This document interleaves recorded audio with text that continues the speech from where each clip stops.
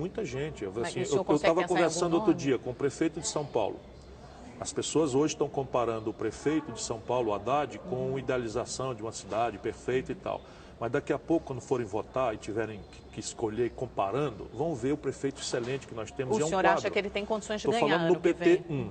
Aí você tem o Eduardo Paes, que é do PMDB, que é um partido que, por regra, infestou-se de corrupção, ladroeira e fisiologia. Mas lá no PMDB, você tem o Eduardo Paes, um jovem prefeito que está aprendendo, né, o ramo da grande política, está fazendo um trabalho respeitável no Rio de Janeiro e também pode ser uma novidade. Ele é falando ele é dos um dos jovens. pré-candidatos à presidência pelo PMDB. O Ou senhor você votaria no Eduardo Paes? Não digo que votaria, porque eu não gosto da circunstância dele. Eu estou só dizendo para não perdermos a esperança de que a nossa democracia está produzindo uma nova geração de quadros. Você tem o Cid Gomes, né? Seu irmão. Fez um governo extraordinário no Ceará, sem rival, e na hora que precisou, botou o dedo no nariz desse picareta que preside a Câmara Federal, pegou o paletó e foi para casa. O presidente da Câmara, Eduardo Cunha, né? O senhor se refere. Botou o dedo, pegou o paletó e foi para casa. Isso é o que está precisando a gente ter na política, gente que tenha correção, atitude, né? Mas ele é da nova geração. Você tem o Roberto Cláudio, prefeito de Fortaleza, você tem o governador Paulo Câmara, de Pernambuco, o prefeito do Recife, você tem o governador do Piauí, enfim, você tem muitos quadros que a sociedade brasileira não conhece ainda, mas que são quadros que têm o que mostrar. Agora, o PT e o PSDB têm o mesmo O projeto? PT está imitando todo o conservadorismo econômico do PSDB, Mas e na rigorosamente o mesmo. Qual é a diferença? E o povo percebeu. Faz o conservadorismo grave na economia e o PT tem um olhar mais social e, portanto, criou ambiente para que 25 milhões de brasileiros saíssem da miséria. Isso aconteceu. Mas o papel do ex-presidente Lula nessa dinâmica toda? O legado dele vem sendo destruído, Está vem sendo sendo destruído erodido? porque ele cometeu todos os erros e está repetidamente cometendo os erros. Essa engenharia é ele que montou. Quem montou essa engenharia, PT, PMDB, com protagonismo do PMDB na linha de sucessão, foi o Lula. Mas o senhor acha que o Lula é responsável pela corrupção que acontece no PT? Porque muitas pessoas o culpam disso, esperam que a Lava Jato chegue até o Ele é ex-presidente. responsável não por ser, vamos dizer, ator direto de corrupção, que o Lula não é.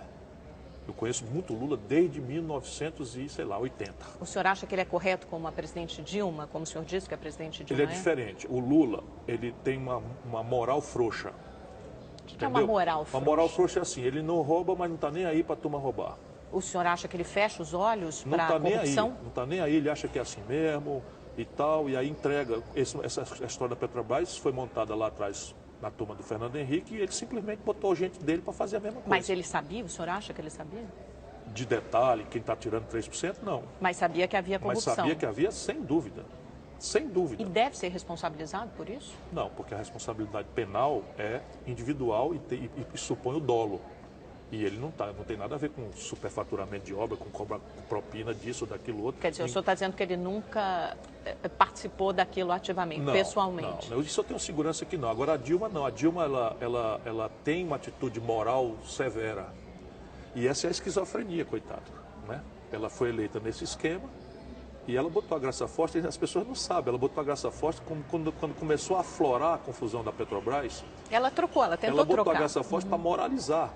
A Graça Forte deve ter fechado mais de 20 offshores que o Sérgio Gabriel criou, sabe?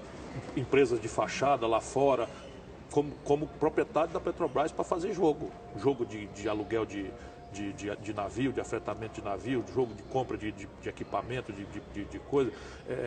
Como fizeram, eles venderam uma refinaria subfaturada na Argentina e compraram superfaturado uma refinaria em Pasadena. E o Brasil tem 24 bilhões de dólares de déficit na conta de derivado de petróleo e eles traíram o Ceará e o Maranhão, que gastaram milhões para receber uma refinaria prometida e posta no plano de investimento da Petrobras. Isso tudo estava acontecendo. E a Dilma, eu escrevi quantas vezes, ninguém ligava. Ninguém liga, na verdade. Se você olhar Furnas, o Lula entregou Furnas para Eduardo Cunha. Ninguém despachou uma pequena central hidrelétrica, que chama PCH, sem pagar pedágio para Eduardo Cunha. Todo mundo sabe disso. E o Lula sabia que quando entregasse Furnas para o Eduardo Cunha, era para isso que ele ia fazer. O senhor acha que as coisas vão mudar com a Lava Jato? Vai haver uma moralização Não esperemos milagre, porque o que está acontecendo no Brasil é que todas essas questões estão melhorando.